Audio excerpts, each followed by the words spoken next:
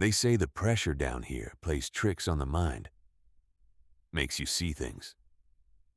But this wasn't a trick. This was the beginning of the end. It started as a coldness in the dark, a sickness born from the absolute bottom of the world. It didn't just kill you. It erased you, stole you from the inside out. Once it took hold, the person you knew was gone, just an empty shell left behind, walking and breathing but puppeted by something older than the ocean itself.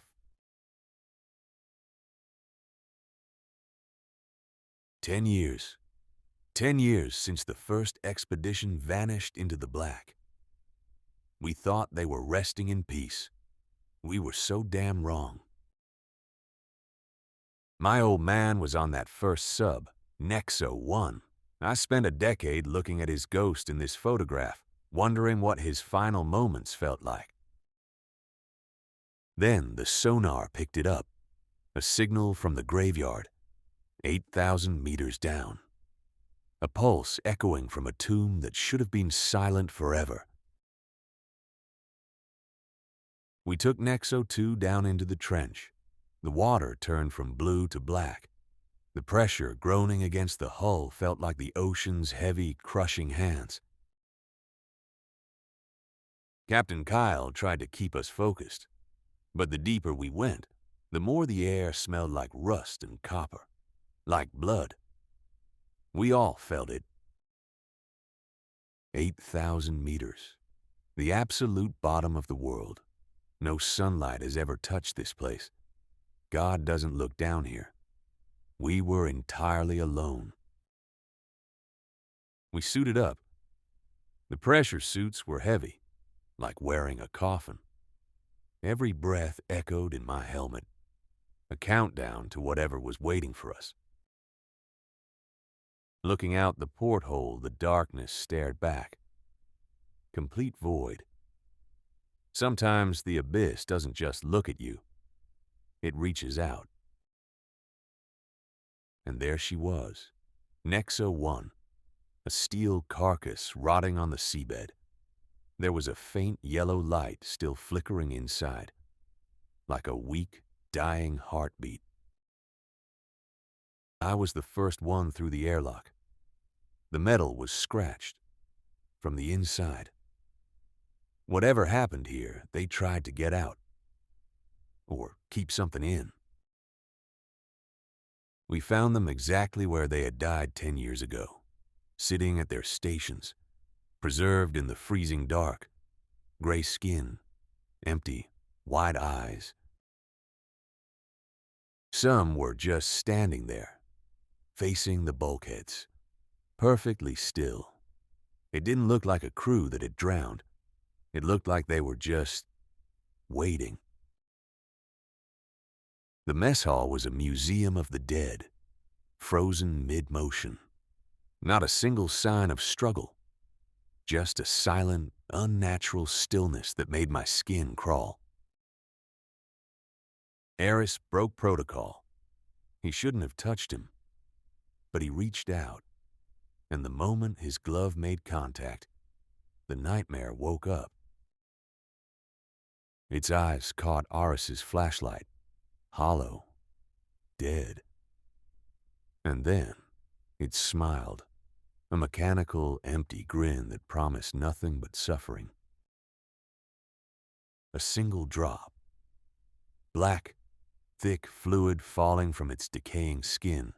It landed directly on Aris's bare wrist. Just one drop. That was all it took. Aris just wiped it off. Didn't say a word to the rest of us. We walked away, leaving the dead behind. But he brought something back with him. Back on NEXO 2, the sickness hit him fast. An unquenchable thirst. He drank until he was sick, sweating, trembling. Doc Dorn put him in isolation immediately. Through the glass, I saw his veins turning black, like ink spreading through his bloodstream. His hands shook violently, His humanity was dissolving. Then he just stopped, sat there on the edge of the bed in the dark, head bowed, not breathing, not moving. Dorn knew it was too late. When Iris finally looked up, the man I knew was gone. His eyes were pure, empty white, just like the corpses on the ghost ship. He came to the glass, tapped softly, stared at Doc Dorn with a blank, dead face. Under the cold blue lights, he looked like a mannequin. His lips moved, a perfect imitation of Iris's voice. "Hey, it's me. I'm okay now." But the eyes were screaming something else. Doc Dorn leaned in closer, and that's when he noticed. Iris was speaking, but his chest wasn't moving. He wasn't drawing breath. He was mimicking us. Lay didn't know. He just got back from the engine room. He saw Iris at the door. Thought the quarantine was over. We screamed at him to stop. The door slid open. Lay froze.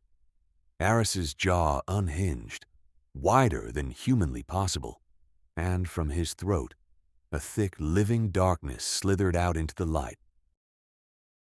It didn't hesitate. The shadow launched itself like a viper, straight from Iris's mouth, forcing its way down Lay's throat. Fast, violent, unstoppable. Lay collapsed to the metal grating, his body arched in unnatural angles. The black veins exploded across his neck. I watched my friend die through reinforced glass. His hand twitched once, then stopped.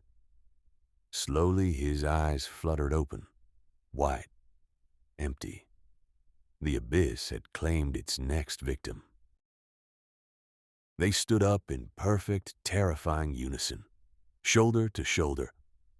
Two dead men wearing the faces of my crew, waiting, calculating. I stood at the end of the corridor, just me and a flashlight. The cold from the deep ocean seeped through the bulkheads. Trapped. The red alarms started screaming. The submarine was bathed in bloodlight. And in that moment, the horrifying truth finally hit me. I looked out the cracked glass of the porthole. The water wasn't empty anymore. Shadows were rising from the depths, dozens of them, walking up from the dark. The dead crew of NEXO 1, all of them, in their rusted suits, marching toward our hull. They weren't a rescue beacon. They were a trap. We thought we were exploring the abyss, but the abyss was just waiting for fresh meat. Down here, the dead don't sleep. They multiply.